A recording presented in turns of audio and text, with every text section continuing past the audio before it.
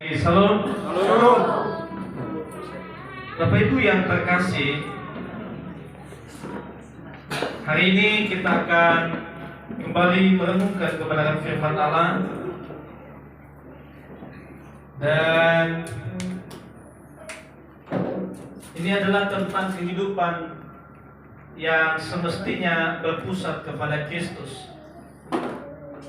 Bahwa saudara, jalan kita bila mana terpusat kepada Kristus, maka segala sesuatu yang kita kerjakan pun tidak akan sia-sia. Maka termasuk pun kehidupan kita akan tidak sia-sia. Tetapi jika hidup kita adalah berpusat kepada kehidupan kita yang notabene-nya adalah mengarah kepada keinginan-keinginan dunia, saudara, firman Tuhan dalam Amsal katakan, banyak orang yang menyangka jalannya lurus, tetapi ujungnya menuju. Dan itu adalah imbas atau resiko bagi orang yang berpusat kepada kehidupannya. Hidupnya terfokus kepada dunia, bukan kepada Kristus. Saudara, sebagai lanjutan dari tema yang kita programkan untuk membahas kitab Injil Matius, dan hari ini kita tiba di Matius pasal 11 ayat 2 dan sampai 6. Injil Matius pasal yang ke-11 ayat yang kedua sampai ayatnya yang ke-6. Begitu. Baik, kita baca secara responsoria. Karena layar sudah menyediakan, jadi saya tidak menghimbau juga untuk buka di HP-nya. Perikomnya adalah Yesus dan Yohanes Pembaptis. Begini firman Tuhan. Di dalam penjara, Yohanes mendengar tentang pekerjaan Kristus. Jemaat. Lalu murid-muridnya bertanya kepadanya, "Engkaukah yang akan datang itu, ataukah kami menantikan orang lain?" Yesus menjawab mereka, "Pergilah dan katakan kepada Yohanes apa yang kamu dengar dan kamu lihat.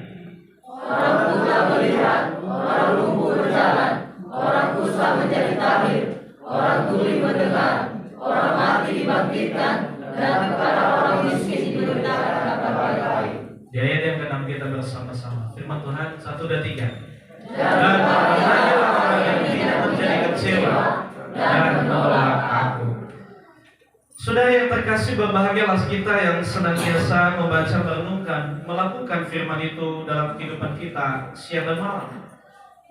Dalam firman yang kita baca adalah tentang bagaimana Yohanes mengajukan pertanyaan kepada Yesus, sekalipun itu adalah melalui murid-muridnya, karena pada saat itu adalah Yohanes sedang ada di dalam penjara. Di ayat yang kedua tadi kita bacakan, di dalam penjara Yohanes mendengar tentang pekerjaan Kristus. Saudara, Yohanes ini kita tahu bahwa dia adalah yang memulai pelayanan dan dia yang mempersiapkan jalan bagi Tuhan. Dia yang mempersiapkan pelayanan Yesus di dunia ini. Dengan suara yang lantang, dia ada di sungai menyerukan pertobatan bagi setiap manusia. Saudara, tetapi dalam perjalanan pelayanannya, melihat ia membawa pengaruh, maka Yohanes pun dituding dengan berbagai tudingan, sehingga ia pun masuk dalam penjara. Saudara, Anda tahu akhir hidupnya adalah sewaktu itu putri dari Herodes meminta untuk Yohanes dipenggal kepalanya. Dan Yohanes ini adalah kematian yang tragis, yaitu kepalanya dipenggal. Saudara yang terkasih, tetapi yang menarik di sini untuk kita pelajari adalah kenapa Yohanes harus bertanya kembali kepada Yesus bahwa engkaukah yang akan datang itu, engkaukah yang kami tunggu-tunggu selama ini. Kalau melihat sejak semula dia memulai pelayanannya, Yohanes ini, kita menemukan di Matius pasal 3 ayat yang keempat. Yohanes sewaktu Yesus datang untuk dibaptis, dan Yohanes mencegah dia katakan, aku tidak layak membaptis engkau. Seharusnya akulah yang dibaptis oleh. Kita buka ayat Matius pasal, biar kita jelas melihatnya. Matius pasal 3 ayat 14. Kita pelan-pelan saja, tidak jadi masalah, karena khotbah hari ini singkat. Sudah, kita baca bersama-sama. 1, 2, 3. Tetapi Yohanes mencegah dia, katanya, akulah yang perlu dibaptis olehmu, dan engkau yang datang kepadaku. Sebelumnya dia yang mengatakan, maka datanglah Yesus dari Galilea ke Yordan kepada Yohanes untuk dibaptis olehnya. Tapi Yohanes mencegah dia, katanya, akulah yang perlu dibaptis olehmu, dan engkau yang datang kepadaku. Lalu Yesus menjawab, katanya kepadanya, biarlah hal itu terjadi, karena demikianlah sepatutnya kita menggenapkan seluruh kehendak Allah. Saudara, Yohanes ini bukan tidak mengenal Yesus, bahwa Yesus adalah Mesias. Yesus adalah orang yang mereka tunggu untuk datang menyelamatkan umat manusia.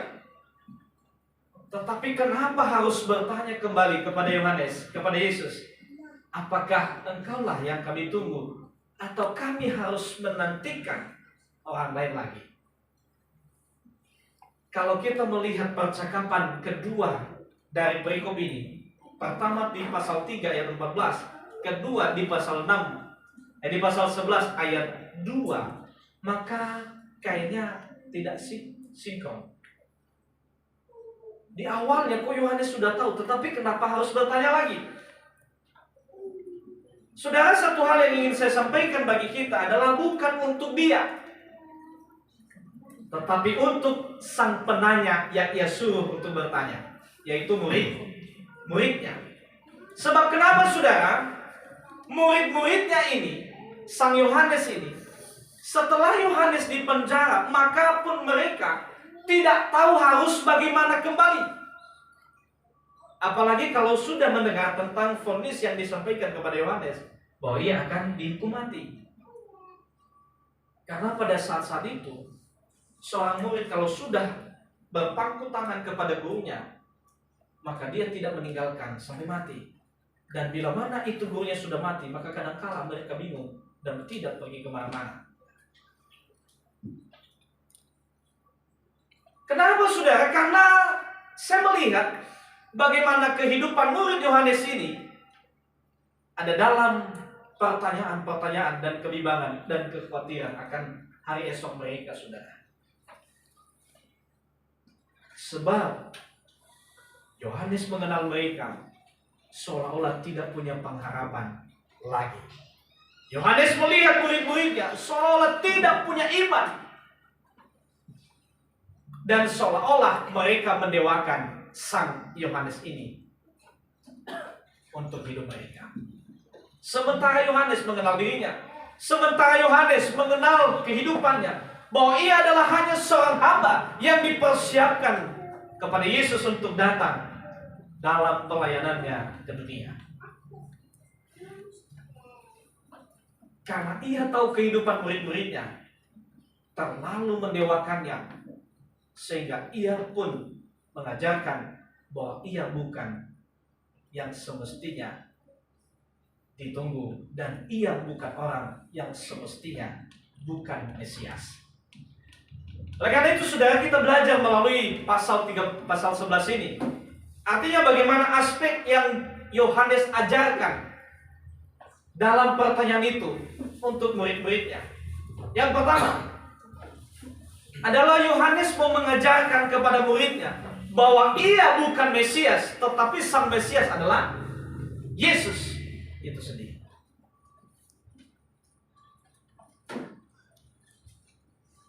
Nah, kalau sempat orang mengikuti, kadangkala saudara, fanatisme itu luar biasa. Kalau mereka sudah mengikuti Yohanes sebenarnya dengan sepenuh-penuhnya, maka mereka tidak akan mengikuti orang lain. Itu prinsip mereka dalam mengikuti sang guru ini. Kita juga melihat hari-hari ini saudara, kalau mereka sudah sangat percaya kepada, misalnya kan kita lihat yang heboh sekarang adalah tentang ada ajaran baru tentang di salah satu pesantren. Banyak orang saudara yang mempertahankan, memperjuangkan dengan membuat video-video pembelaan-pembelaan tentang pesantren ini. Kenapa saudara? Karena bila mana mereka sudah memegang satu kepercayaan, maka akan sulit untuk menerima orang lain terhadap ajaran-ajaran yang baru. Nah, disitulah dilemanya. Bagaimana Yohanes mengarahkan murid-muridnya, pengikut-pengikutnya untuk tidak fokus kepadanya, tetapi berubah haluan kepada Sang yang ditunggu itu dan Sang Juru Selamat yang semestinya.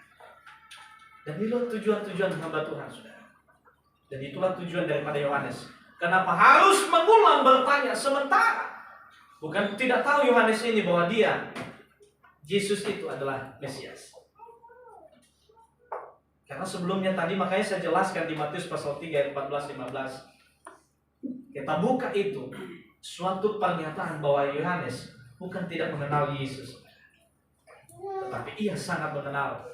Termasuk adalah kalau bahasa pertalian persaudaraan adalah sifagasio kalau bahasa kita Marnias. Karena ibunya dengan ibunya Maria, ibunya Yesus adalah bersaudara. Lihat lagi silsilah kalau nggak kenal itu, ya kan? Sekali lagi, ibunya dengan ibu Yesus adalah bersaudara. Sehingga dia tahu jejaknya saudara. Termasuk dia sudah mendengarkan ihwalnya tentang di mana waktu sang ibunya, sang Yohanes ada dalam kandungan, sewaktu sang Maria juga mengandung. Begitu bertemu, saudara, kita sering lihat di tontonan kalau film Yesus itu. Kalau bahasa daerahnya sangat jelas. Bergeraklah anak dari, maksudnya adalah Yohanes, seolah-olah memberikan sebuah penghormatan Sang Mesias datang. Dari kandungan aja sudah mengenal bahwa Yesus adalah Sang Tuhan dan Juru Selamat. Itu tanda saudara. Kalau enggak baca lagi, kenapa harus, kalau istilahnya maliwan atau berdoa, bergerak, itu memberikan penghormatan karena Maria datang. Yang ada di dalam kandungan Maria adalah Sang Juru Selamat. Dari bayi pun, dari orang pun, maksudnya dari belum masih dalam kandungan aja, Yohanes secara rasional pemikirannya adalah sudah mengenal bahwa Yesus itu adalah Tuhan. Dan itu bukti nyata sewaktu Yesus datang ke kolam untuk dibaptis, ke sungai. Yohanes pun menyatakan, dia mencegah, aku tidak layak, engkau yang semestinya membaptis aku. Nah, artinya bahwa ini pertanyaan ini bukan tertuju untuk dirinya, bahwa dia tidak memastikan atau meragukan tentang Yesus adalah Mesias. Tetapi saudara, di awal ini Yohanes memberikan pengertian kepada muridnya bahwa sesungguhnya Mesias yang ditunggu itu bukan dirinya, tetapi Yesus yang sedang melakukan berbagai tanda dan mukjizat. Saudara, artinya bahwa Yohanes mengajarkan pengertian yang benar tentang siapa Yesus sebenarnya kepada murid-muridnya. Karena fokusnya adalah kehidupan mereka, tidak lagi fokus kepada Yohanes, tetapi harus diubahkan kembali, harus hidupnya, fokusnya kembali kepada Sang Mesias, yaitu Juru Selamat. Saudara, agar mereka tidak lagi mengikuti Yohanes, tidak lagi berharap kepada Yohanes, tidak lagi mendewakan, seolah-olah Yohanes itulah yang datang. Nah, saudara yang terkasih dalam nama Tuhan Yesus, dalam sebuah kisah ini, Yesus pun menjawab, saudara. Apa yang menjadi ketegasan bagi kita di ayat yang ke-15 ini? Lalu Yesus menjawab katanya kepadanya, biarlah hal itu terjadi Karena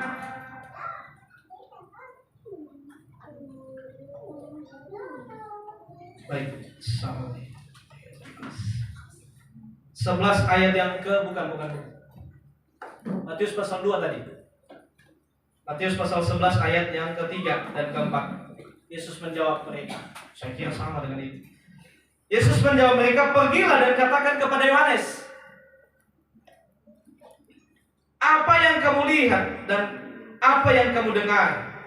Orang buta bisa melihat. Pasal 11 ayat 3 dan 4 yang pertama kita baca. Matius, sebentar. Saya juga.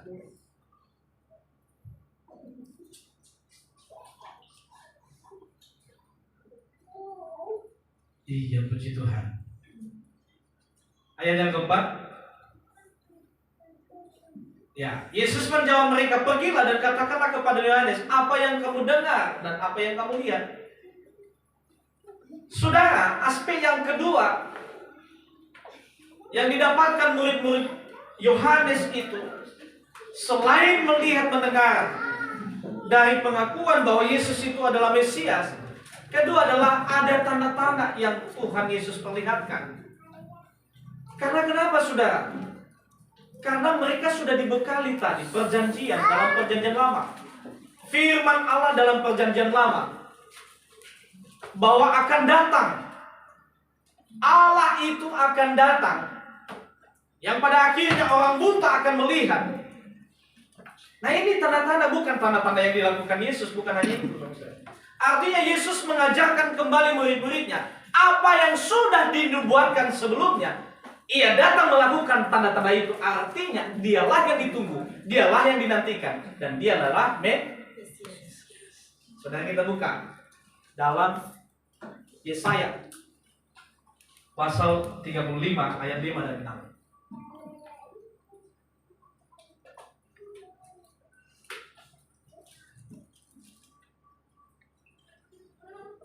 Puji Tuhan, saudara.